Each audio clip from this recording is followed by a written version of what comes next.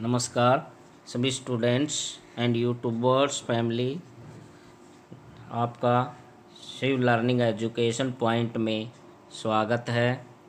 आज हम संपूर्ण संयुक्त राष्ट्र मैराथन यूएनओ के बारे में अध्ययन करेंगे। आप चैनल को सब्सक्राइब करें, लाइक करें और भविष्य के लिए हमें मोटिवेट करें। चलते हैं हमारे नेक्स्ट टॉपिक संयुक्त राष्ट्र मैराथन की ओर।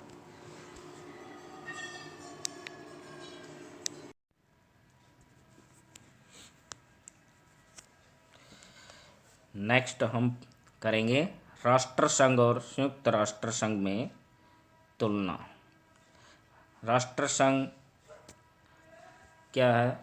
प्रथम विश्व युद्ध के बाद जो युद्ध के भयानक परिणाम थे उनको रोकने के लिए 1920 में राष्ट्र संघ की स्थापना हुई और ठीक इसी प्रकार सेकेंड वर्ल्ड वॉर 1939 में शुरू हुआ और 1945 में 24 अक्टूबर 1945 में संयुक्त राष्ट्र संघ की स्थापना।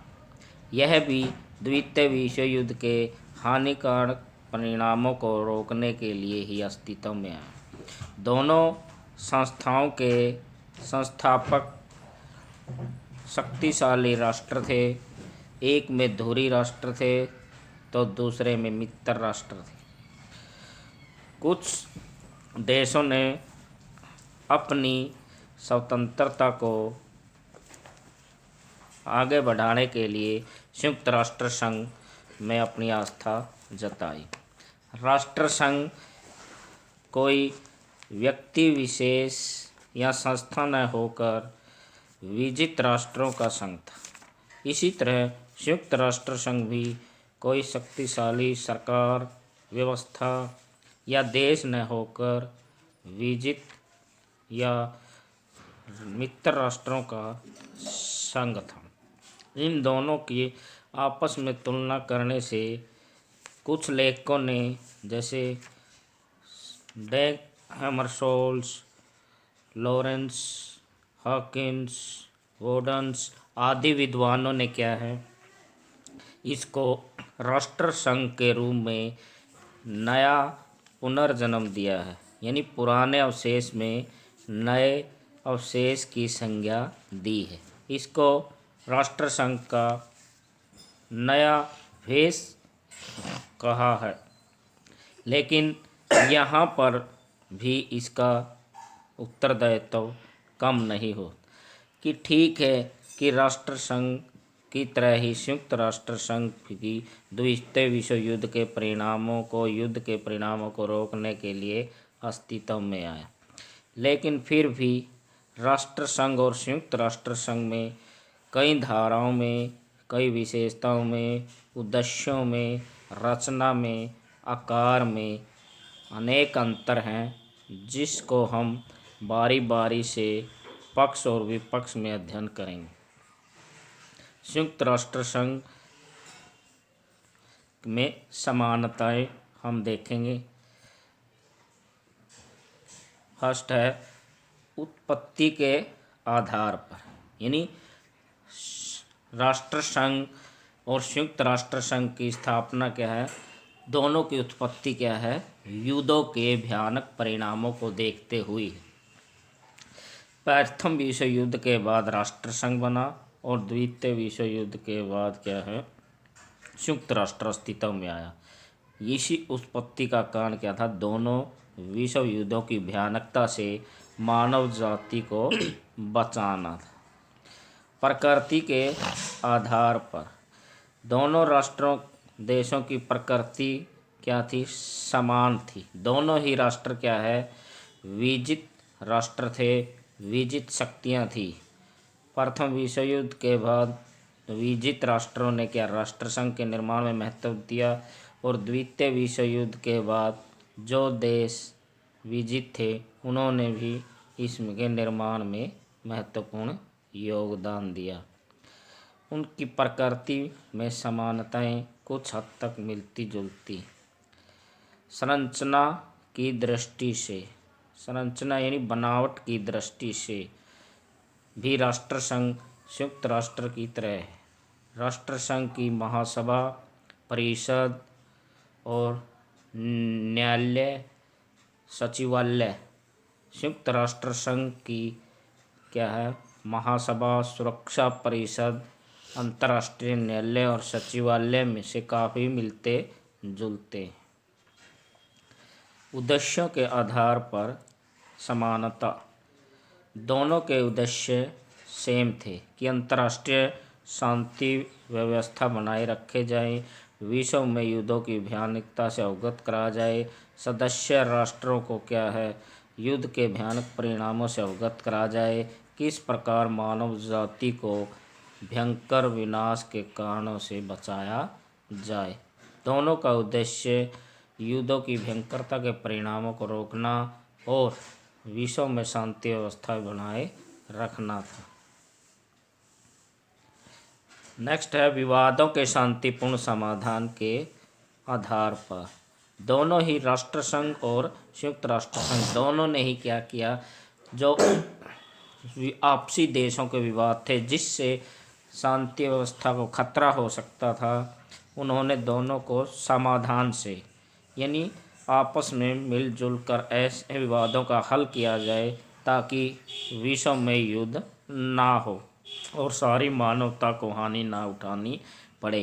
राष्ट्रसंघ का भी यही उद्देश्य था और यही क्या है, संयुक्त राष्ट्र संघ का भी विवादों को शांतिपूर्ण ढंग से क्या हम निपटाएंगे।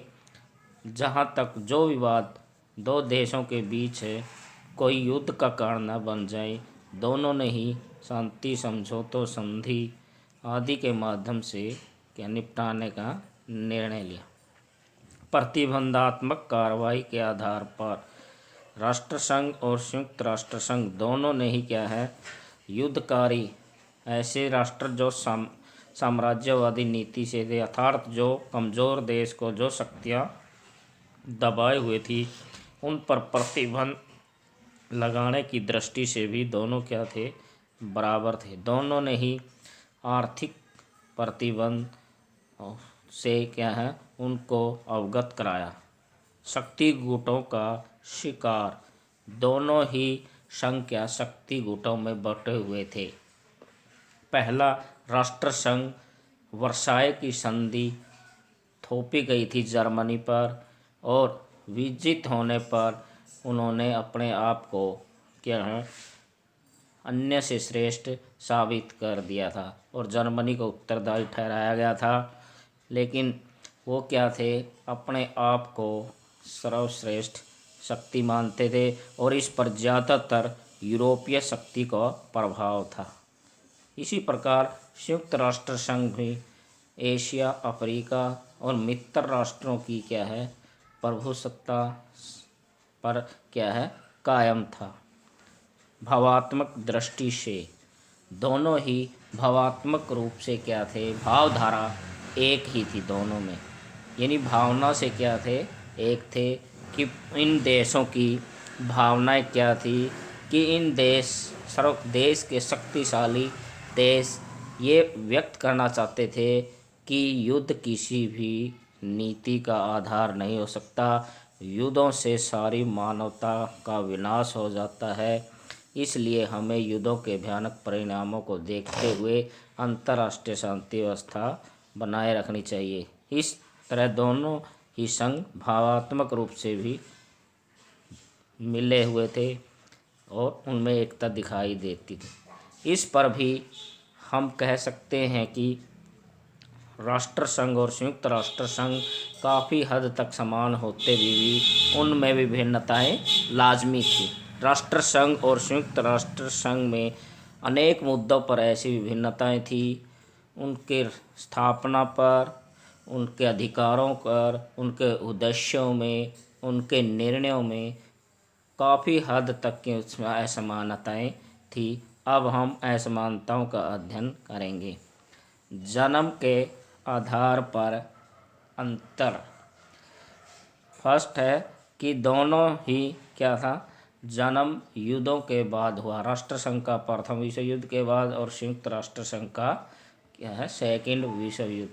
लेकिन राष्ट्र संघ का जन्म प्रथम विश्व युद्ध के बाद हुआ, जब विजित राष्ट्रों ने क्या किया, जर्मनी को उत्तरदायी ठहराया गया और उसके भयानक परिणामों को देखा। लेकिन द्वितीय विश्व युद्ध, संयुक्त राष्ट्र संघ का जन्म द्वितीय विश्व युद्ध जब चल रहा था उस समय हुआ, ताकि आने इस युद्ध को, भयानकता को किस प्रकार रोका जाए। प्रस्तावना में अंतर। प्रस्तावना में कहा गया कि संघ में कहा गया कि हम विजित शक्तियाँ, संघ की प्रस्तावना क्या है, हम विजित शक्तियाँ यह निर्णय लेते हैं कि अन्य राष्ट्रों की संप्रभुता, अखंडता व एकता को बनाए रखते हुए अंतर्राष्ट्रीय व्यवस्था व शांति के लिए प्रयास करेंगे। लेकिन इससे ज़्यादा संयुक्त राष्ट्र संघ की प्रस्तावना महत्वपूर्ण रखती है। इसमें कहा गया कि हम संयुक्त राष्ट्र संघ के लोग, सदस्य, तो यहाँ पर क्या है, सदस्य की बजाय यहाँ संयुक्त राष्ट्र संघ के लोग कहा गया है, अर्थात वे स्वयं व्यक्ति न होकर उनका लोकतंत्र का प्रतिनिधित्व करने वाले लोग थे। विश्व में विविधों को बचाएंगे और अन्य देशों की आर्थिक, सामाजिक, राजनीतिक उन्नति का प्रयास करेंगे और कोशिश करेंगे कि भविष्य में युद्ध ना हो। जहाँ तक संभव होगा हम युद्धों को टालेंगे। सदस्यता संबंधी अंतर। संयुक्त राष्ट्र संघ के सदस्य, जब राष्ट्र संघ बना उसके सदस्य सिर्फ क्या थे, 62 ही थे। लेकिन जब संयुक्त राष्ट्र संघ का निर्माण हुआ, इसके सदस्यों की संख्या 1991 में 179 होगी और अब इसके लगभग 193 सदस्य हैं।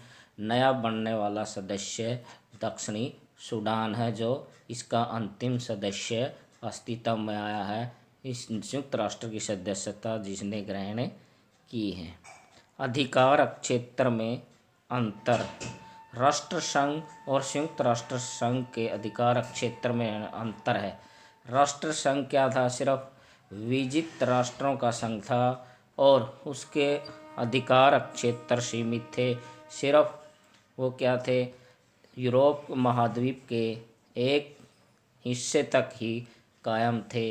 लेकिन संयुक्त राष्ट्र संघ का अधिकार क्षेत्र व्यापक था, उसमें एशिया, अफ्रीका और यूरोप के देश भी इसमें शामिल थे और नाटो, सीटो तथा सेंटो जैसे अक्षेत्रीय संगठनों का भी क्या इस पर अधिकार था। वे भी उनके माध्यम से वे अंतर्राष्ट्रीय शांति और सुरक्षा बनाए रखने में कामयाब सिद्ध हुए।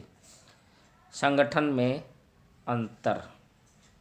संयुक्त राष्ट्र संघ में महासभा, सुरक्षा परिषद और न्यायालय, ये सब अंग थे। तीन चार अंग ही थे। लेकिन संयुक्त राष्ट्र संघ में क्या है, 6 अंग हैं। महासभा, सुरक्षा परिषद, सामाजिक व आर्थिक परिषद, अंतर्राष्ट्रीय न्यायालय, सचिवालय और संरक्षण या न्यास परिषद।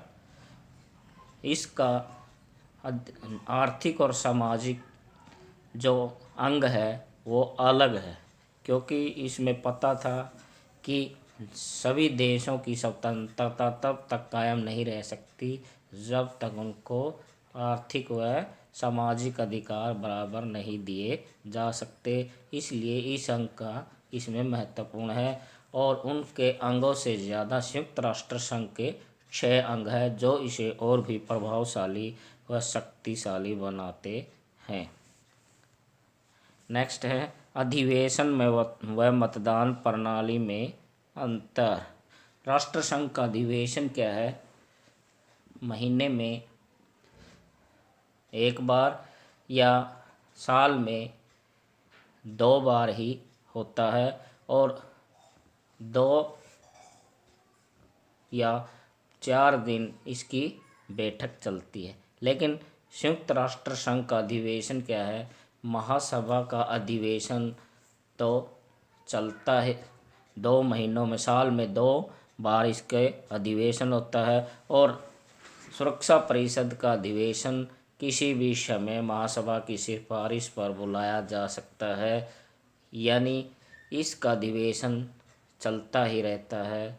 और ये लगभग जब चलता है तो लगभग 2 महीनों तक लगातार ये इसका बैठक चलती रहती है।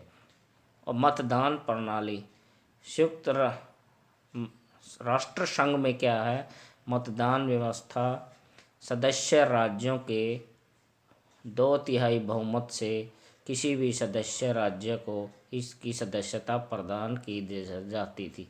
लेकिन संयुक्त राष्ट्र संघ में मतदान प्रणाली बहुत कठिन है। किसी देश के सदस्य बनाने के लिए यह महत्वपूर्ण विषय जब आ जाता संयुक्त राष्ट्र के सामने, उस समय महासभा के सदस्यों का 15 में से 9 सदस्य सहमत होना आवश्यक है और 5 स्थायी सदस्यों का अनिवार्य रूप से होना आवश्यक है तथा समस्त महासभा के 2/3 बहुमत से अगर प्रस्ताव पास हो जाता है तो उस प्रस्ताव को स्वीकार कर लिया जाता है। इस प्रकार की मतदान प्रणाली क्या है, राष्ट्र संघ से संयुक्त राष्ट्र संघ की ज़्यादा विस्तृत है। नेक्स्ट है प्रतिबंधात्मक कार्रवाई में अंतर। राष्ट्र संघ युद्धकारी या आक्रमणकारी राष्ट्र के विरुद्ध सिर्फ आर्थिक प्रतिबंध ही लगाता था, अन्य कोई भी शक्ति या पावर उसके अंदर नहीं थी जो युद्ध के बारे में सदस्य राष्ट्रों पर प्रतिबंध लगा सके। लेकिन संयुक्त राष्ट्र की सुरक्षा परिषद को यह पूर्ण अधिकार है कि वे क्या कर सकती है, आक्रमणकारी देश के विरुद्ध जिसने युद्ध की संभावना को बढ़ा दिया है, आर्थिक प्रतिबंध के साथ साथ सैनिक कार्रवाई भी कर सकती है। युद्ध संबंधी अंतर, दोनों में ही क्या है, युद्ध से संबंधित अंतर है। राष्ट्र संघ क्या है, युद्ध संबंधी अंतर के महासभा में ही ये निर्णय लिए जाते थे। लेकिन अंतर्राष्ट्रीय सुरक्षा परिषद में क्या है, निर्णय सुरक्षा परिषद लेती है और सुरक्षा परिषद को यह भी अधिकार है कि वह सदस्य देशों से सैनिक आर्थिक सहायता भी प्राप्त कर सकती है और प्रत्येक सदस्य देश इसको ये सब भेजने के लिए बाध्य है, इनकार नहीं कर सकता। संशोधन प्रक्रिया में अंतर, अगर राष्ट्र संघ की किसी विषय में संशोधन करना है तो महासभा के 2/3 बहुमत और आधे से अधिक सदस्यों के सहमत से संशोधन किया जा सकता था। लेकिन संयुक्त राष्ट्र संघ में किसी भी धारा में संशोधन के लिए क्या है, महासभा सुरक्षा 15 सदस्य 10 अस्थायी और 5 स्थायी सदस्यों के 9 सदस्यों के सहमत से और 5 स्थायी सदस्य की अनिवार्यता से और महासभा के 2/3 बहुमत से किसी भी प्रक्रिया में संशोधन किया जा सकता है। घरेलू कार्यक्षेत्र संबंधी अंतर, राष्ट्र संघ क्या है, किसी भी संघ के कार्यों को घरेलू उत्तरदायी ठहराने के लिए महासभा स्वयं जिम्मेवार थी, राष्ट्र संघ खुद जिम्मेवार थी। लेकिन सुरक्षा परिषद यह निर्णय सदस्य देशों पर छोड़ देती है कि कोई निर्णय उसके घरेलू क्षेत्र का अधिकार का है या अंतर्राष्ट्रीय क्षेत्राधिकार का। निःशस्त्रीकरण में अंतर, राष्ट्र संघ में निःशस्त्रीकरण पर बल दिया गया है, अर्थात दोनों विजित राष्ट्र ये निर्णय करेंगे कि हम अपने हथियारों की ओर कम करेंगे ज़्यादा से ज़्यादा जो शस्त्रों की ओर थी प्रथम विश्व युद्ध में, इसको समाप्त कर देंगे। और अमेरिका, ब्रिटेन, रूस और फ्रांस ने भी ये निर्णय किया कि हम अपने आधे से ज़्यादा हथियारों को क्या ख़त्म कर देंगे। लेकिन द्वितीय विश्व युद्ध में निःशस्त्रीकरण की एक प्रावधान ही किया है और उसको क्या पूर्ण रूप से क्या समाप्त नहीं किया, उस पर विचार किया गया है, ना कि उस पर पूरी तरह रोक लगाई। प्रादेशिक संगठनों की व्यवस्था। राष्ट्रसंघ में कोई भी प्रादेशिक संगठन शामिल नहीं था, जबकि संयुक्त राष्ट्र संघ में नाटो, सीटो, सेंटो आदि संगठनों के माध्यम से अंतर्राष्ट्रीय शांति व्यवस्था बनाए रखने की अपील की गई है, ताकि अपने अपने क्षेत्र में इनका सहयोग लिया जाए और शीत युद्ध को समाप्त किया जाए, जो युद्धों का कारण बनते हैं। आत्म सुरक्षा में अंतर। राष्ट्र संघ और संयुक्त राष्ट्र में आत्म सुरक्षा में अंतर है। राष्ट्र संघ अपनी आत्म सुरक्षा के लिए सदस्य राष्ट्रों के युद्ध संबंधी कार्रवाई नहीं कर सकता था, लेकिन संयुक्त राष्ट्र संघ की सुरक्षा परिषद को यह आत्म निर्णय का अधिकार है कि वह सुरक्षा के लिए किसी भी देश पर आक्रामक कार्रवाई कर सकता है और सभी सदस्य देश उसको सैनिक व आर्थिक और सैनिक सामग्री पहुंचाने के लिए बाध्य है। महासचिव संबंधी अंतर। राष्ट्रीय संघ का महासचिव सिर्फ प्रशासकीय अधिकारी था, उसको इतनी पावर नहीं थी, सिर्फ वह प्रशासनिक कार्य ही करता था। लेकिन राष्ट्रीय सुरक्षा परिषद, संयुक्त राष्ट्र संघ का महासचिव एक प्रशासनिक अधिकारी के साथ साथ एक राजनीतिक व्यक्ति भी है। उसका व्यक्तित्व एक महान राजनीतिक का भी है। समय समय पर उन्होंने जैसे डग हैमरशोल्ड्स और ट्रिग वैली जैसे महासचिव हुए, जिन्होंने अपने व्यक्तित्व के द्वारा अनेक विवादित समस्याओं का हल किया है। इस प्रकार से हम कह सकते हैं कि राष्ट्रसंघ का महासचिव और संयुक्त राष्ट्र के महासचिव में अधिकार और शक्तियों में बहुत अधिक अंतर था। अंतर्राष्ट्रीय न्यायालय में बारे में अंतर। अंतर्राष्ट्रीय न्यायालय जो क्षेत्रीय न्यायालय होता था, अधिकार न्यायालय होता था राष्ट्रसंघ का, वो संयुक्त राष्ट्र संघ का अंग नहीं था, जबकि अंतर्राष्ट्रीय न्यायालय संयुक्त राष्ट्र संघ का अंग है। नेक्स्ट है मानव अधिकारों पर अंतर।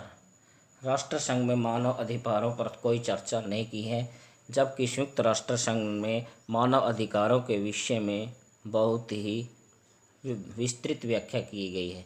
इसमें मानव अधिकारों के शोषण, उनके अधिकार और कर्तव्यों के बारे में क्या है व्याख्यान किया गया है। सचिवालय संबंधी अंतर। सचिवालय होता था पहले क्या है, लेखा परीक्षक, जो प्रशासनिक कार्य क्या है इसके जो करने के लिए एक संस्था है, उसे सचिवालय बोलते हैं। संयुक्त राष्ट्र का सचिवालय और राष्ट्र संघ के सचिवालय में क्या है, बहुत अंतर है। संयुक्त राष्ट्र का सचिवालय उसका अंग है और अनेक देशों के अधिकारी इसमें समय समय पर क्या है अपनी सेवाएं दे चुके हैं। संरक्षण परिषद से संबंध में अंतर। संरक्षण परिषद में राष्ट्र संघ में कोई निर्णय नहीं लिया जाता था, जबकि संयुक्त राष्ट्र में संरक्षण परिषद है जो कमज़ोर देश को शक्तिशाली देश से बचाती है और तब तक बचाती है जब तक वह शक्तिशाली देश उसको पूरी तरह आज़ाद न कर दे।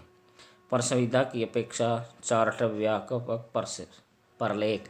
राष्ट्रसंघ सिर्फ प्रसंविधा थी, ये एक कोई लेख नहीं था, कोई चार्टर नहीं था, सिर्फ विजित राष्ट्रों ने एक आलेख जारी किया था, जबकि संयुक्त राष्ट्र चार्टर उसके उद्देश्य, उसकी प्रस्तावना वास्तव में अपने आप में एक विस्तृत आख्यान है। इसमें 111 अनुच्छेद, 19 अध्याय और इस 193 देश इसमें शामिल हैं। निष्कर्ष रूप में हम कह सकते हैं कि ठीक है कि राष्ट्रसंघ और संयुक्त राष्ट्र संघ दोनों का जन्म युद्धों की उत्पत्ति के कारण हुआ, लेकिन परिस्थितियाँ और समय के अनुसार राष्ट्र संघ इतना प्रभावी नहीं है जितना कि संयुक्त राष्ट्र संघ। लेकिन हम यह भी नहीं कह सकते कि राष्ट्र संघ पूरी तरह विफल हुआ।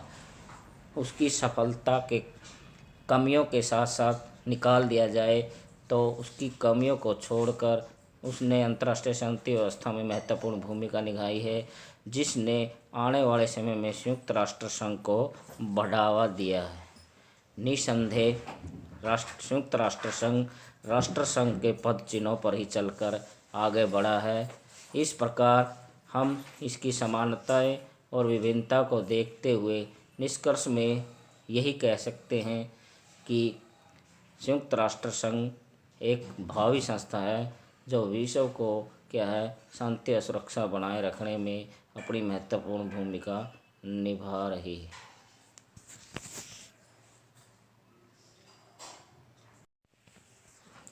नेक्स्ट पढ़ेंगे संयुक्त राष्ट्र की सदस्यता। वैसे तो संयुक्त राष्ट्र का सदस्य कौन देश नहीं बनना चाहता। संयुक्त राष्ट्र एक अंतर्राष्ट्रीय संस्था है और इसका सदस्य होना गौरव की बात है। राष्ट्र संघ की अपेक्षा संयुक्त राष्ट्र के सदस्यों की संख्या ज़्यादा है। राष्ट्र संघ के सदस्यों की संख्या 80 के लगभग ही पहुंच पाई थी, जबकि संयुक्त राष्ट्र के सदस्यों की संख्या 193 के लगभग पहुंच चुकी है।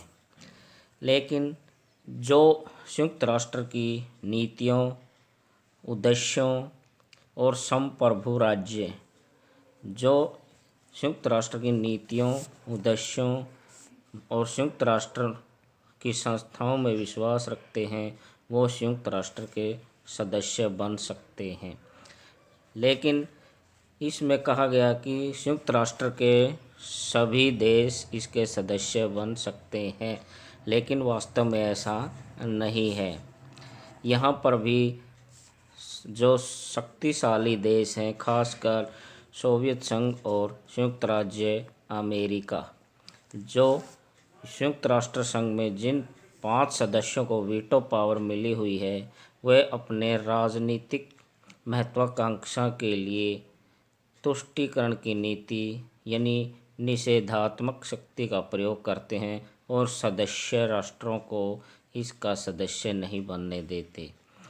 जिस प्रकार चीन को 1950 में सदस्यता मिलनी थी, लेकिन 1971 में उसको संयुक्त राष्ट्र संघ का स्थायी सदस्य बनाया।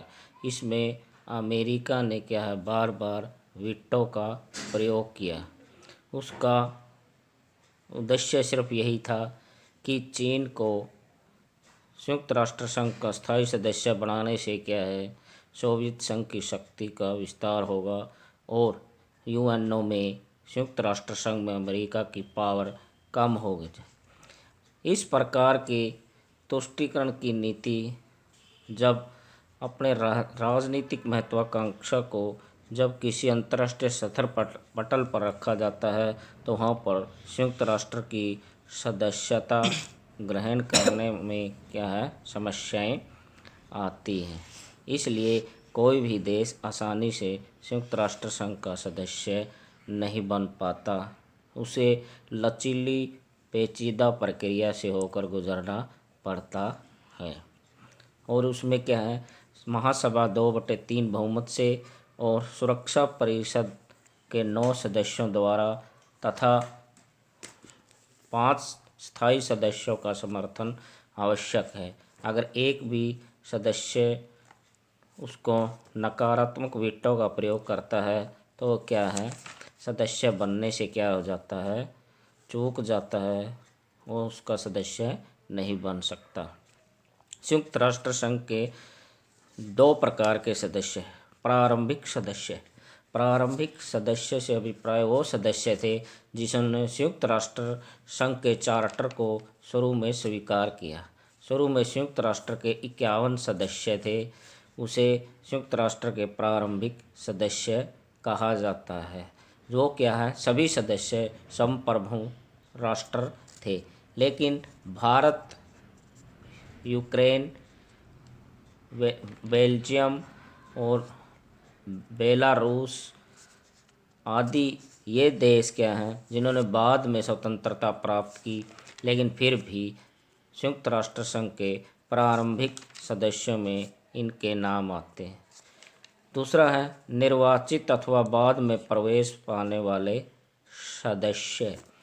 जो सदस्य संयुक्त राष्ट्र की नीति, उद्देश्यों, राष्ट्र की शांति व्यवस्था बनाए रखने की नीति में विश्वास करते हैं, उन सदस्यों को क्या है महासभा अपने 2/3 बहुमत के द्वारा और सुरक्षा परिषद के 15 सदस्यों में से 9 सदस्यों की सहमति से तथा 5 स्थायी सदस्यों के समर्थन से किसी भी देश को क्या है नया सदस्य संयुक्त राष्ट्र संघ का बनाया जाता है। इसे निर्वाचित अथवा बाद में प्रवेश पाने वाले सदस्य कहते हैं। सुरक्षा परिषद के 5 स्थायी सदस्यों के समर्थन से क्या है नए सदस्यों का क्या है इसमें शामिल किया जाता है। संयुक्त राष्ट्र की सदस्यता युद्ध के समय निर्णय, यानी जब युद्ध होता है तो उस समय संयुक्त राष्ट्र के जो सदस्य हैं वो क्या है किसी आक्रामककारी देश के विरुद्ध क्या है सहायता करते हैं, युद्ध का निर्णय लेते हैं। और उसमें जो सदस्य प्रथम विश्व युद्ध और सेकंड विश्व युद्ध के बाद संयुक्त राष्ट्र संघ के सदस्य बने वो क्या है संयुक्त राष्ट्र के युद्ध के समय में क्या है निर्णय लेने में महत्वपूर्ण भूमिका निभाते हैं और यूएनओ के वो क्या स्थायी सदस्य कहलाते हैं। उनकी सहमति से ही अन्य सदस्यों को इसकी सदस्यता दी जाती है। सदस्यता प्राप्ति की शर्तें। कोई भी देश संयुक्त राष्ट्र संघ का सदस्य नहीं बन सकता, लेकिन निम्नलिखित शर्तों को अपनाने के बाद ही क्या है किसी देश को संयुक्त राष्ट्र संघ का सदस्य घोषित किया जाता है, मनोनीत किया जाता है, बनाया जाता है। पहला संप्रभु राज्य की शर्त। पहला क्या है संयुक्त राष्ट्र संघ का सदस्य बनने के लिए किसी भी देश को संप्रभु राज्य होना चाहिए, अर्थात वह देश किसी भी अन्य देश की शक्ति के गुलाम नहीं होना चाहिए। उसकी अपनी स्वतंत्र प्रभुसत्ता होनी चाहिए, अर्थात उसके आत्म निर्णय लेने की शक्ति स्वयं की होनी चाहिए, न कि दूसरे की। शांति प्रिय राज्य। संयुक्त राष्ट्र संघ की नज़र में, संयुक्त राष्ट्र संघ के सदस्यों की नज़र में वो क्या है देश शांति प्रिय होना चाहिए। उसकी नीति विश्व शांति, अंतर्राष्ट्रीय समुदाय को बढ़ावा देने वाली होनी चाहिए। कर्तव्यों की पालना। वह क्या है संयुक्त राष्ट्र संघ के पक्ष में अपने अधिकार व कर्तव्यों का पालन करने की क्या है शर्त रखता हो। योग्य इच्छुक राज्य। जो इस प्रकार के योग्यता रखता हो और इच्छा जताता हो अंतर्राष्ट्रीय शांति और सुरक्षा में, तो वही देश क्या है इसका सदस्य बन सकता है। नए सदस्यों के लिए प्रक्रिया।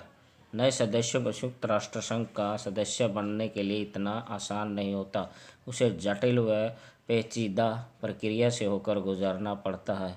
जैसे मैंने पहले ही बताया था कि जिस प्रकार साम्यवादी चीन को सदस्यता संयुक्त राष्ट्र संघ का सदस्य बनने के लिए 21 सालों का इंतज़ार करना पड़ा और बार बार अमेरिका उस पर वीटो पावर का प्रयोग कर देता था, ठीक इसी प्रकार राजनीतिकरण के कारण, अपनी स्वार्थ नीति के कारण संयुक्त राष्ट्र के सदस्य देश किसी भी नए देश को अपने अपने पक्ष में करने के लिए क्या करते हैं वीटो का प्रयोग कर सकते हैं और नए सदस्य देश इसकी सदस्य ग्रहण करने से वंचित हो जाते हैं।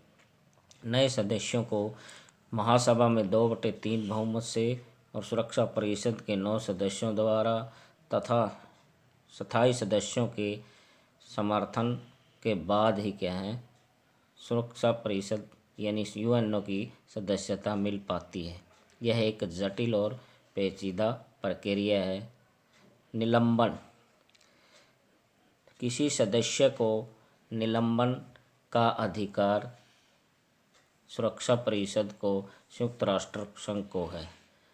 जब उसे पता चले कि सदस्य देश किसी अंतर्राष्ट्रीय मुद्दे पर, किसी संवेदनशील मुद्दे पर शांति व सुरक्षा के लिए क्या है खतरा है, या वो अपनी नीतियों को सुरक्षा परिषद के अधिकार और कर्तव्यों या नियमों के अनुसार नहीं रख सकता, तो उसे निलंबित किया जा सकता है। यह धारा 3 से 6 तक में ये प्रक्रिया है निलंबन। जब लेकिन इसमें यह भी प्रावधान नहीं है कि निलंबन के सुरक्षा परिषद ने पारदर्शिता रखी हो। क्यों? क्योंकि जब दक्षिण अफ्रीका में रंग भेद की नीति अपनाई हुई थी, वह संयुक्त राष्ट्र के चार्टर के उल्लंघन था, लेकिन दक्षिणी यूरोपीय समुदाय के देशों संघ के अनुपालना में उसको क्या है वीटो का प्रयोग नहीं किया, और न ही उसे क्या है संयुक्त राष्ट्र की सदस्य से निलंबित किया। निलंबन निष्कासन, किसी भी सदस्य को क्या है संयुक्त राष्ट्र की संघ सदस्यता से निष्कासित किया जा सकता है, अगर वह क्या है अपने कार्यों या संयुक्त राष्ट्र की नीतियों पर खरा नहीं उतरता और उसके चार्टर के नियमों का पालन नहीं कर सकता।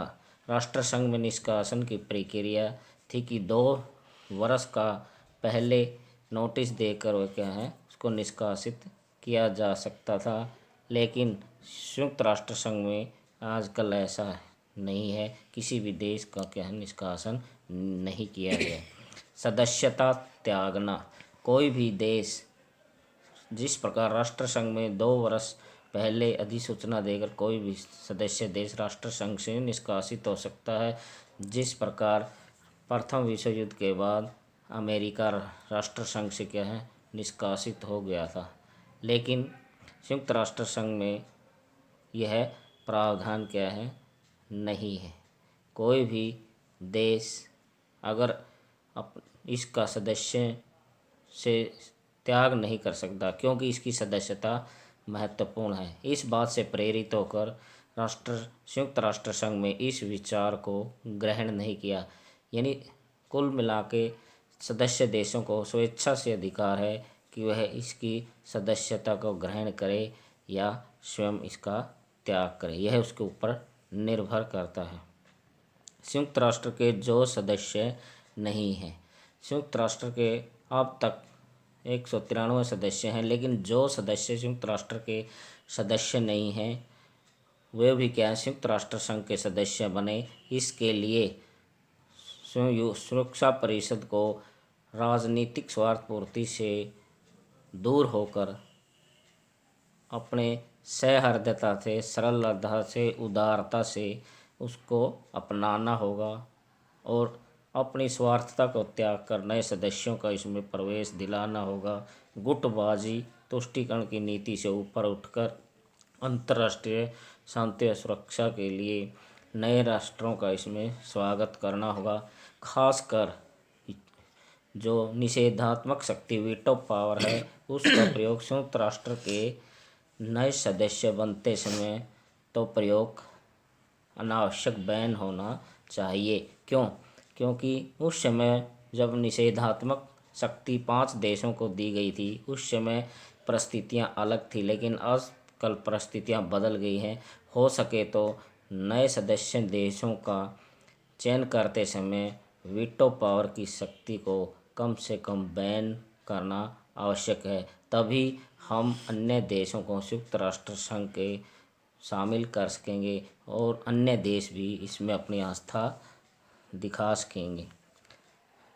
संयुक्त राष्ट्र संघ की सदस्यता व्यवहार में संयुक्त राष्ट्र संघ की सदस्यता 2 प्रकार की है, राजनीतिकरण और नैतिकीकरण। राजनीतिकरण से अभिप्राय है कि दोनों गुट यानी अमेरिका और सोवियत संघ ने अपने अपने देशों को क्या है वीटो का प्रयोग करके किसी भी देश की संयुक्त राष्ट्र की सदस्य बनने से रोका है या अपने अपने पक्ष में करने के लिए अपने वीटो का प्रयोग किया है। यह राजनीतिकरण अपने राजनीतिक उद्देश्यों की प्राप्ति के लिए ही एक देश दूसरे देश पर वीटो का प्रयोग करता है।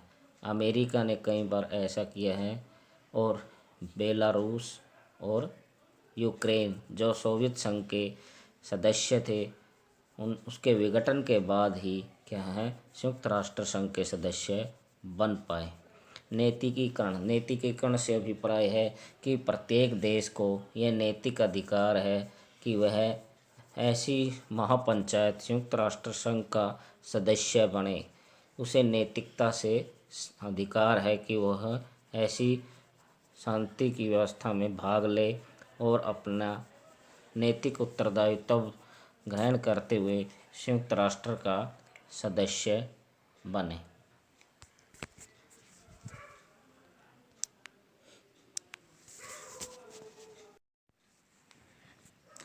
बच्चों, नेक्स्ट हमारे पॉइंट पर चलते हैं।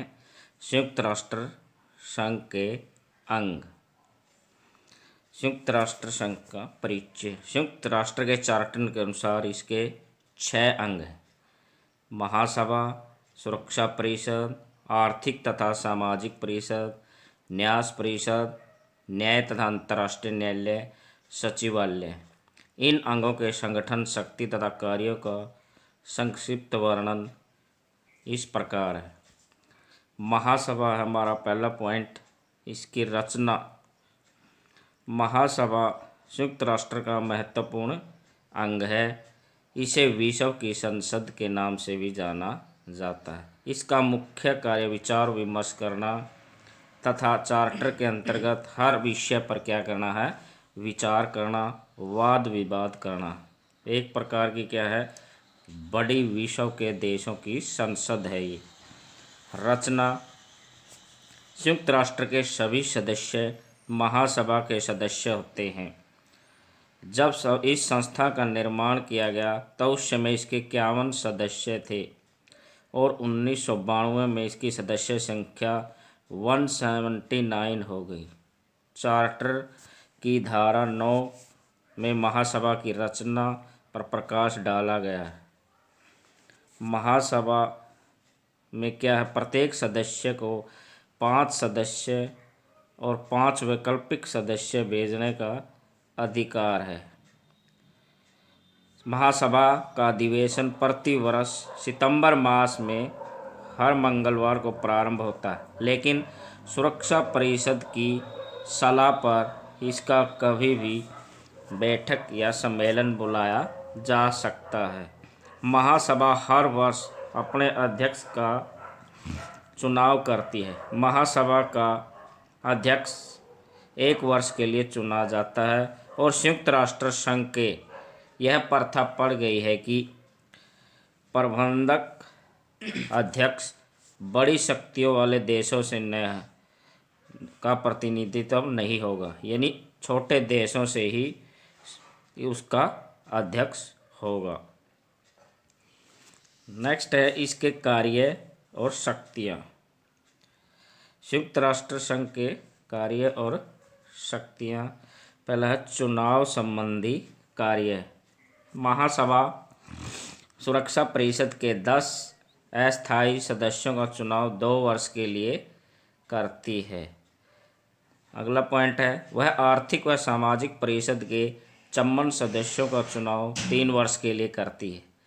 नेक्स्ट पॉइंट है वह न्याय परिषद के सदस्यों का चयन 3 वर्ष के लिए करती है। नेक्स्ट पॉइंट है महासभा सुरक्षा परिषद की सिफारिश पर महासचिव का चुनाव 5 वर्ष के लिए करती है। महासभा अंतर्राष्ट्रीय न्यायालय के 15 न्यायाधीशों के चुनाव में भी भाग लेती है। अगला विचारात्मक कार्य। महासभा का सबसे महत्वपूर्ण कार्य चार्टर पर विचार करना। वह उसके अधीन लाए गए विषयों पर क्या करती है, विचार करती है और उस पर सिफारिश देती है। महासभा उन विषयों पर विचार करती है जो कोई सदस्य देश सुरक्षा परिषद के सामने रखता है, जिसका संबंध अंतर्राष्ट्रीय शांति व सुरक्षा से हो।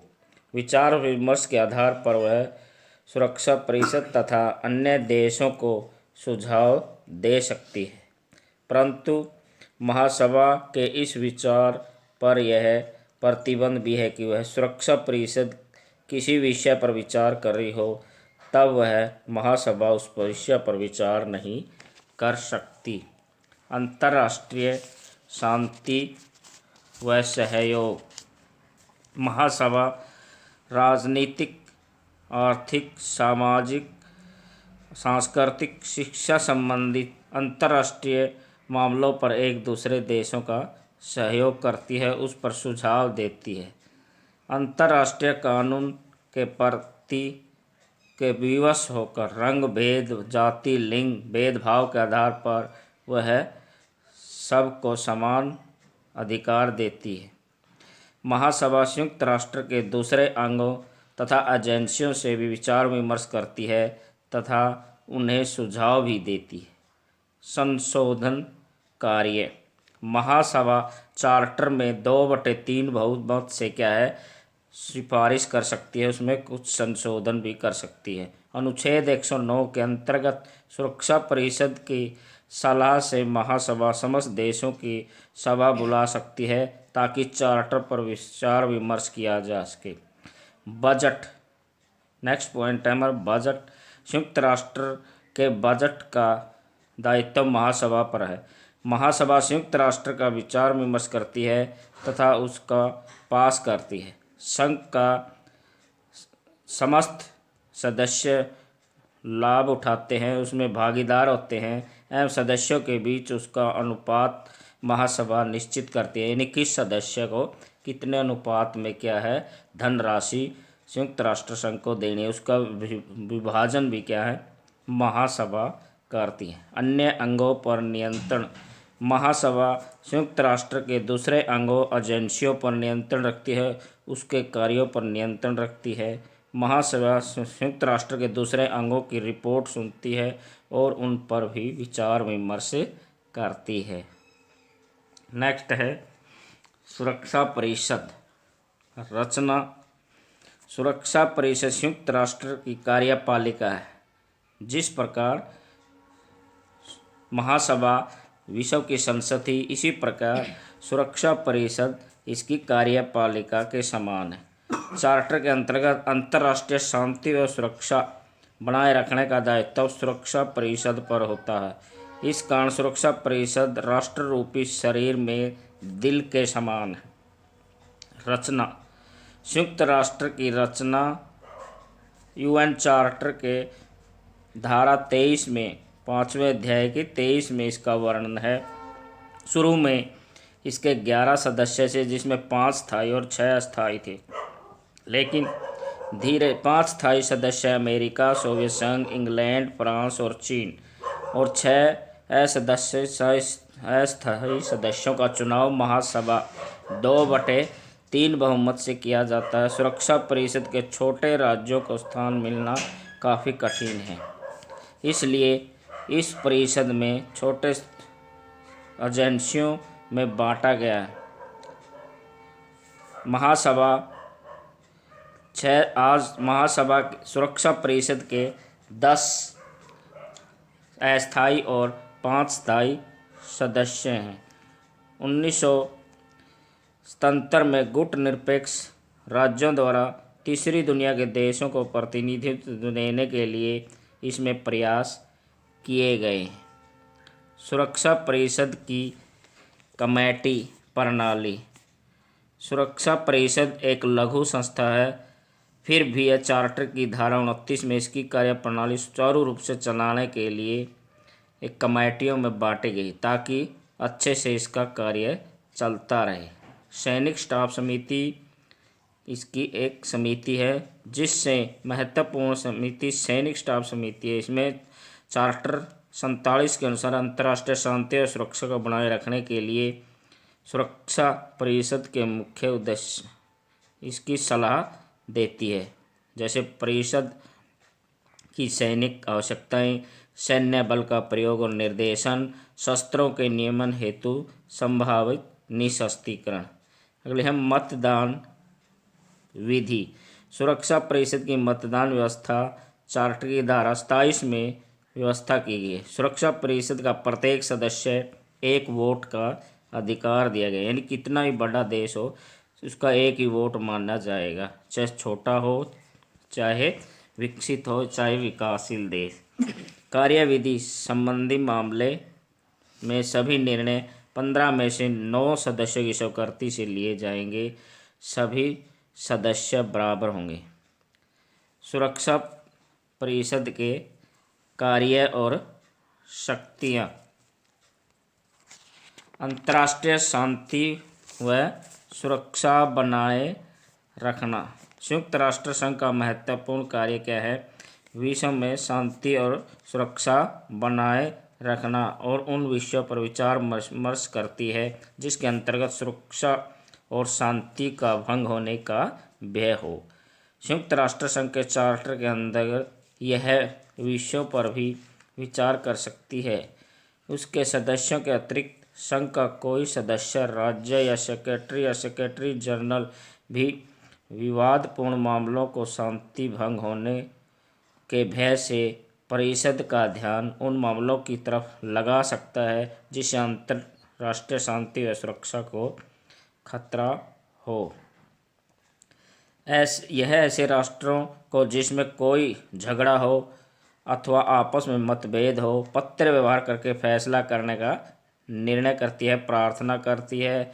अगर वह तरीका असफल रहे तो वह पंचों, मध्यस्थों, अंतर्राष्ट्रीय न्यायालयों द्वारा फैसला करवाने के लिए संयुक्त राष्ट्र से सुझाव रखती है। वह आक्रमणकारी राष्ट्र के विरुद्ध आर्थिक और अन्य प्रकार के प्रतिबंध लगा सकती है। नेक्स्ट है चुनाव संबंधी कार्य।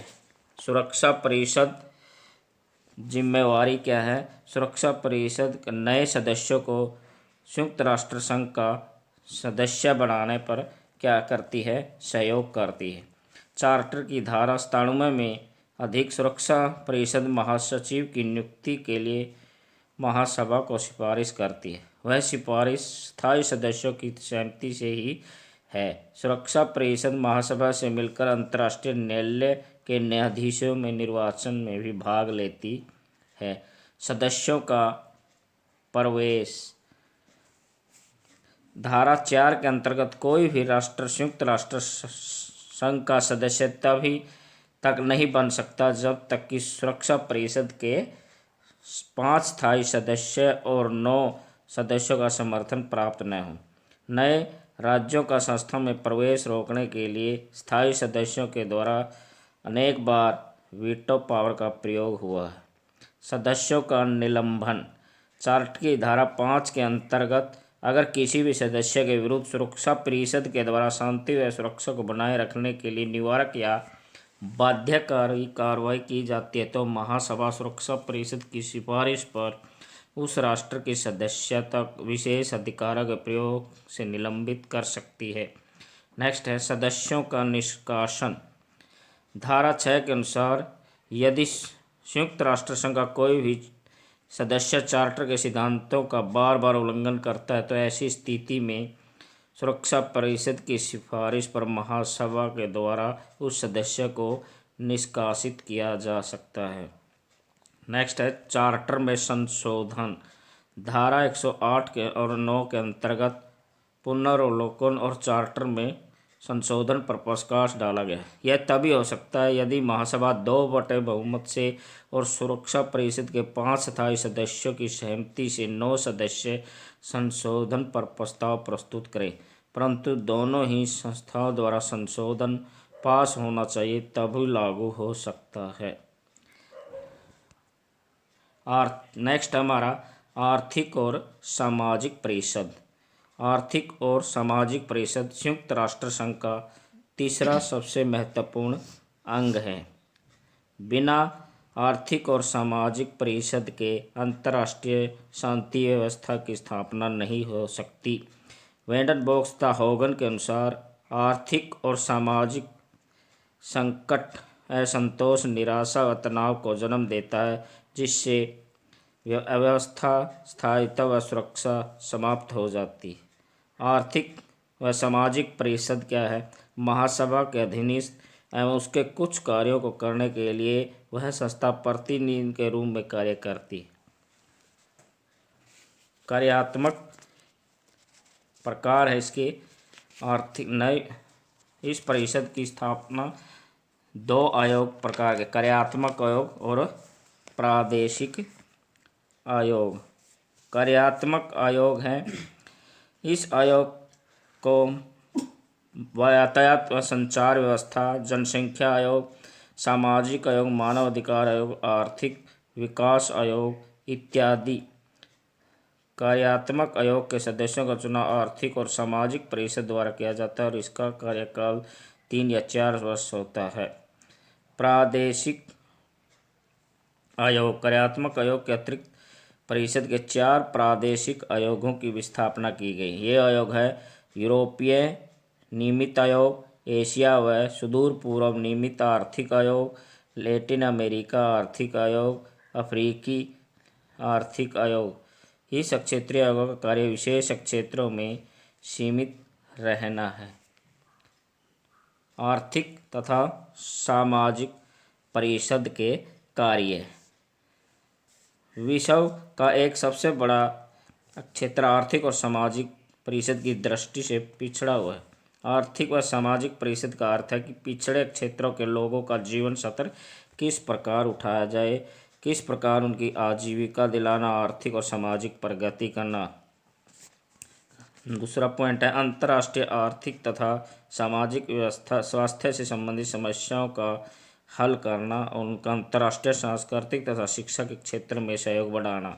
नेक्स्ट पॉइंट है बिना किसी लिंग, जाति, धर्म भेदभाव के मानवीय अधिकारों को मौलिक स्वतंत्रता को लागू करवाना तथा उसके लिए समान सम्मान बढ़ाना। वह परिषद अंतर्राष्ट्रीय आर्थिक, सामाजिक, सांस्कृतिक, शैक्षिक व स्वास्थ्य संबंधी मामलों का अध्ययन करती है और रिपोर्ट देती है। नेक्स्ट पॉइंट है वह परिषद किसी भी विशिष्ट एजेंसी के साथ समझौता की शर्त स्पष्ट करते हुए प्रत्येक देश समझौता महासभा द्वारा स्वीकार किया जाना आवश्यक है। नेक्स्ट है न्यास परिषद।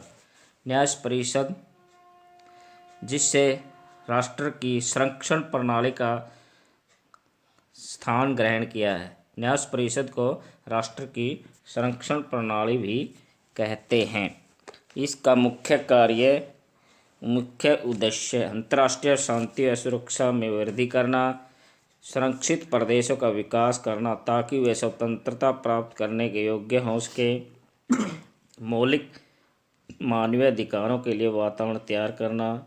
नेक्स्ट सामाजिक, आर्थिक व व्यापारिक विषयों में संयुक्त राष्ट्र के सदस्यों में समानता लाना, ये इसके मुख्य उद्देश्य है। न्यास परिषद के कार्य। न्यास परिषद प्रबंधक राज्यों के हर वर्ष वहाँ की जनता के सामाजिक, आर्थिक तथा राजनीतिक भविष्यों के बारे में रिपोर्ट लेती है, जिस पर विचार करके उन्हें सुझाव देती है। नेक्स्ट पॉइंट है यह संरक्षित प्रदेशों की जनता से सीधी शिकायतें तथा अपीलें सुनती है, जिसके आधार पर प्रबंध राज्यों को आदेश दे सकती है। संरक्षक का मतलब क्या होती है? जो किसी विजित राष्ट्र के अंडर में होते हैं, कमज़ोर देश, और उनकी उत्तरदायित्व क्या है, ये संरक्षण परिषद लेती है ताकि कोई शक्तिशाली देश उसका शोषण न करे आर्थिक सामाजिक आधार पर। यह परिषद समय समय पर निरीक्षण मंडलों को न्यास प्रदेशों का दौरा करने के लिए भेजती है ताकि उनके द्वारा उन प्रदेशों में वास्तविक स्थिति का ज्ञान हो सके। यानी कोई शक्तिशाली देश उसको दबा तो नहीं रहा, उसका शोषण तो नहीं कर रहा, उसके हितों का हनन तो नहीं कर रहा। अंतर्राष्ट्रीय न्यायालय। पाँचवा हमारा अंतर्राष्ट्रीय न्यायालय। अंतर्राष्ट्रीय न्यायालय क्या है? हमारा पाँचवा अंग है। संयुक्त राष्ट्र संघ का पाँचवा महत्वपूर्ण अंग है। यह अंतर्राष्ट्रीय झगड़ों को सुलझाना और अंतर्राष्ट्रीय कानूनों के अनुसार न्याय करना है। इस अदालत का विधान अलग तौर पर बनाया गया है, परंतु फिर भी इसे चार्टर में जोड़ दिया गया है। इसकी है रचना है अंतर्राष्ट्रीय न्यायालय मुख्य तौर पर उच्च सैनिक चाल चलन वाले व्यक्तियों, योग्यताओं, उसके पास देशों के ऊंचे अदालती पद के लिए निर्धारित हों तथा वह अंतर्राष्ट्रीय कानून को प्रमाणित कानूनदाता हों। न्यायाधीश 9 साल के चुने जाते हैं। एक तिहाई न्यायाधीश अर्थात 5 न्यायाधीश हर 3 वर्ष के बाद क्या हो जाते हैं, रिटायर्ड हो जाते हैं, सेवानिवृत्त हो जाते हैं, और उसके सदस्य 5 न्यायाधीश चुन लिए जाते हैं। देश से 2 न्यायाधीश नहीं बन सकते एक देश। यदि दोनों देशों के बीच झगड़ा इस अदालत के सामने हो तो उस झगड़ों में से एक ऐसा न्यायाधीश इस अदालत में हो तो दूसरा राज्य उसका प्रतिनिधि नामजद कर सकता है। न्यायाधीश अपने में से 3 साल के लिए एक प्रधान न्यायाधीश चुनते हैं। अदालत सभी कोई मुकदमा सुन सकती है यदि 9 न्यायाधीश उपस्थित हों। निर्णय न्यायाधीशों के बहुमत के अनुसार होते हैं। यदि छोटे वोटें बराबर हो जाए तो प्रधान न्यायाधीश निर्णायक वोट दे सकते हैं। प्रयोग करने का अधिकार है। इस अदालत का मुख्य कार्य क्षेत्र में यह अदालत चाहे तो किसी और स्थान पर भी बैठक बुला सकती है। क्षेत्राधिकार अंतर्राष्ट्रीय कानून अंतर्राष्ट्रीय संधियों समझौतों के सभी विषयों के पास ले जाए जा सकते हैं। इस न्यायालय में केवल राज्यों के ही झगड़े लिए जा सकते हैं, व्यक्तियों के नहीं। इस न्यायालय में क्षेत्राधिकार 3 प्रकार के होते हैं। पहला है अनिवार्य क्षेत्राधिकार, संधियों की व्याख्या करना। अनिवार्य क्षेत्राधिकार में संधियों की व्याख्या करना। सेकंड, अंतर्राष्ट्रीय कानून से संबंधित विवादों को हल करना। अंतर्राष्ट्रीय दायित्व को भंग करने वाले तथ्यों की स्थिति स्पष्ट करना, जिससे अंतर्राष्ट्रीय शांति और सुरक्षा का भंग होने की क्या हो संभावना, उसकी स्थिति व स्पष्ट होना चाहिए। किसी अंतर्राष्ट्रीय दायित्व का उल्लंघन करने पर उसके लिए जाने वाली क्षतिपूर्ति की मात्रा तथा स्वरूप, यानी कोई देश किसी अंतर्राष्ट्रीय शांति संधि समझौते यूएनओ के चार्टर का उल्लंघन करता तो उससे क्षतिपूर्ति कितनी लेनी है, कितनी इसको सजा देनी है, आर्थिक दंड कितना देना है। ऐच्छिक क्षेत्राधिकार अंतर्राष्ट्रीय न्यायालय उन विवादों को भी सुनता है जो क्या है देश के सामने आते हैं। दोनों देशों की सहमति से ही किसी विवाद को अंतर्राष्ट्रीय न्यायालय के सामने लाया जाता है। किसी भी देश को न्यायालय में विवाद लाने के लिए विचार विमर्श किया जा सकता है कि उसके खिलाफ न्यायालय में कोई विवाद लाया गया है। प्रतिवादी देश को सहमति से ही न्यायालय किसी मुकदमे की सुनवाई करता है। सलाहकारी क्षेत्राधिकार अंतर्राष्ट्रीय न्यायालय कानून संबंधी प्रश्नों पर क्या है परामर्श देने का अधिकार है।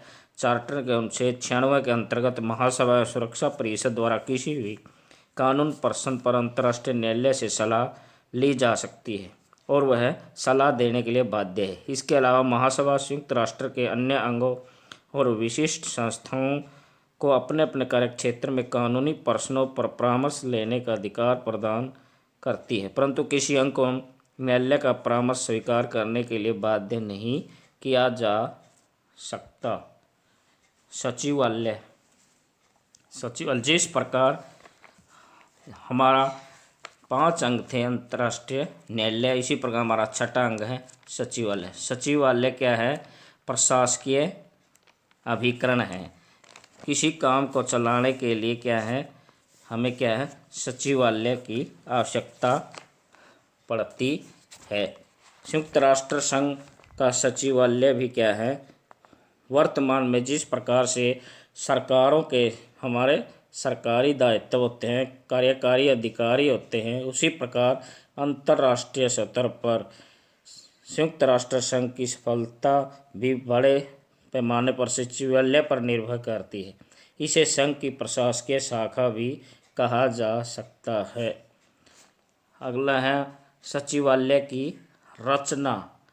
संयुक्त राष्ट्र संघ के सचिवालय की रचना एकात्मक है, यानी चार्टर 15वां अध्याय में धारा 97 से 109 तक 101 तक सचिवालय का उल्लेख किया गया। धारा 97 के अनुसार सचिवालय में एक महासचिव और संघ के आवश्यकता अनुसार अन्य कर्मचारी होंगे। महासचिव की नियुक्ति सुरक्षा परिषद की सहमति पर महासभा करेगी यदि संघ का प्रमुख प्रशासकीय अधिकारी होगा।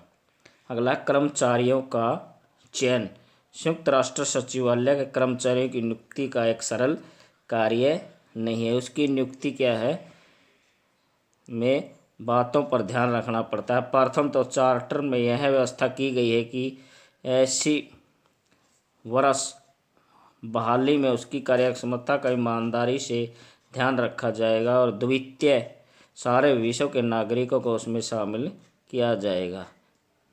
महासचिव की सचिवालय के कर्मचारियों की नियुक्ति और पदच्युति का अधिकार रखता है, लेकिन व्यवहार में नियुक्ति के दौरान महासचिव को संबंधित सरकारों की सलाह लेनी आवश्यक होती है। कर्मचारियों का चयन सचिवालय महासचिव कर्मचारियों के सचिवालय के अन्य कर्मचारियों का चयन करता है, जिसमें अनेक अधिकारी, महासचिव, आर्थिक और सामाजिक परिषद के अन्य कर्मचारियों। सचिवालय के विभाग सचिवालय को कई विभागों में बांटा जाता है ताकि उसके कार्य को सुचारू रूप से चलाया जा सके। सुरक्षा परिषद संबंधी विभाग, कानूनी विभाग, आर्थिक विषय संबंधी विभाग, सामाजिक विषयों का विभाग, लोक सूचना विभाग, न्याय एवं न्यायिक क्षेत्रों पर अस्वशासित क्षेत्रों से संबंधित विभाग, सम्मेलन तथा सामान्य सेवाएं विभाग, टेक्निकल सहायता प्रशासन विभाग, इसके अनेक विभाग भी होते हैं। कर्मचारियों की सेवा और शर्तें। संयुक्त राष्ट्र का सचिवालय अंतर्राष्ट्रीयता का प्रतीक है, जिसके माध्यम से अंतर्राष्ट्रीय नागरिक सेवा और नौकरशाही की भावना को बल मिलता है। सचिवालय के कर्मचारी अपने काम के दौरान अंतर्राष्ट्रीय नौकरियों की अपूर्व भावना को साकार करने के लिए महत्वपूर्ण भूमिका अदा करते हैं। विश्व संगठन के प्रति उनकी लापरवाही, ईमानदारी ही सचिवालय के उद्देश्यों और को प्राप्त करने में व्यापक होती है। क्योंकि विश्व के नागरिक होते हैं, इसलिए सचिवालय के कार्य करने के लिए वह अपने कर्मचारियों को विश्व संस्था के प्रति निष्ठावान होने की शपथ लेनी पड़ती है। शपथ क्या है इसके अंदर? प्रत्येक कर्मचारी को यह शपथ प्राप्त करने से पूर्व शपथ लेनी पड़ती है कि वह अंतर्राष्ट्रीय शांति व कर्तव्यों का पालन करेगा तथा वह निष्ठापूर्वक अपने दायित्वों का पालन करेगा। वह किसी भी बाहरी दबाव अथवा निर्देश को नहीं मानेगा। इस प्रकार की शपथ उसको लेनी पड़ती है। संयुक्त राष्ट्र संघ के सचिवालय के फिर क्या कार्य करते हैं ये हम पढ़ेंगे। प्रशासकीय कार्य। संयुक्त राष्ट्र प्रशासकीय अधिकार भी रखता है। इसमें पहला पॉइंट है हमारा सचिवालय महासभा, सुरक्षा परिषद, आर्थिक और सामाजिक परिषद के विभिन्न अंगों पर क्या है, विभिन्न समितियों पर क्या है, प्रशासन चलाता है, उसके रिकॉर्ड रखता है। उसके आर्थिक और सामाजिक परिषद, न्याय परिषद, महासभा आदि की आवश्यकता पड़ने पर उचित प्रशासकीय कार्य प्रदान करता है। अंतर्राष्ट्रीय न्यायालय आंकड़ों और सूचनाओं का संग्रह करता है। अंतर्राष्ट्रीय सचिवालय में क्या है, प्रत्येक आर्थिक, सामाजिक, राजनीतिक और आंकड़े संबंधी क्या है रिकॉर्ड रखे जाते हैं और वो सदस्य देशों को उपलब्ध कराए जाते हैं मांगने पर। तकनीकी सहायता प्राप्त करना। सचिवालय अंतर्राष्ट्रीय शांति व व्यवस्था बनाने के लिए तकनीकी सहायता देता है। सचिवालय पिछड़े देशों को, विकासशील देशों को अनेक तरह के विकास कार्यक्रमों में तकनीकी विशेषज्ञ भेजता है ताकि उनकी वित्तीय साधनों का उचित प्रयोग हो सके तथा समुचित योजनाएं बनाई जा सकें। समन्वय कार्य।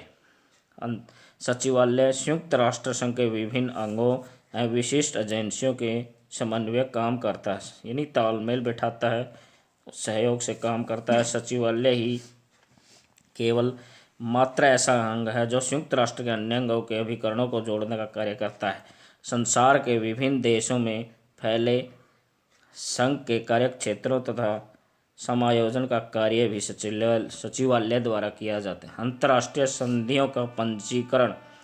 जब भी अंतर्राष्ट्रीय स्तर पर कोई संधि समझौता होता है। चार्टर अनुच्छेद 102 के अंतर्गत संयुक्त राष्ट्र प्रत्येक सदस्य अथवा दी गई संधि का कोई अंतर्राष्ट्रीय समझौता सचिवालय में पंजीकृत होता है। यानी यह समझौता इस तिथि को, इस समय और इन देशों के मध्य इनकी ये शर्त है, उसका सारा रिकॉर्ड इसमें रखा जाता है। बैठकों के लिए सामग्री जुटाना। संयुक्त राष्ट्र संघ के विभिन्न अंगों महासभा, सुरक्षा परिषद, आर्थिक समन्वय उपन्यास परिषद समय समय पर बैठकें होती रहती है और सचिवालय करता है विभिन्न अंगों का अभिकरणों की बैठकों के लिए क्या करता है, सेवाएं प्रदान करता है, पत्र व्यवहार करता है, उनको सूचित करता है कब बैठक कहाँ होनी है, किस समय होनी है, किस स्थान पर होनी होती है। अंत में निष्कर्ष यह है कि अंतर्राष्ट्रीय नागरिक सेवा ही महत्वपूर्ण भूमिका काफ़ी प्रशंसा की गई है। अंतर्राष्ट्रीय सचिवालय का निर्माण अंतर्राष्ट्रीय राजनीति में अत्यंत महत्वपूर्ण माना जाता है। सचिवालय विश्व संगठन है और एक स्थायी सदस्य के रूप में प्रकट हुआ है। वस्तुतः एक ऐसा संगठन है जो विषय वस्तु, विश्व नागरिकता और अंतर्राष्ट्रीयता पर अधिक बल देता है। इसलिए संयुक्त राष्ट्र सचिवालय वास्तव में क्या है, इसका प्रशासनिक हेड होता है और इसका महासचिव वास्तव में शांति व्यवस्था बनाए रखने के लिए मुख्य व्यक्तित्व होता है। कृपया इसको लाइक करें, शेयर करें, सब्सक्राइब करें ताकि हमें भी मोटिवेट मिलता रहे।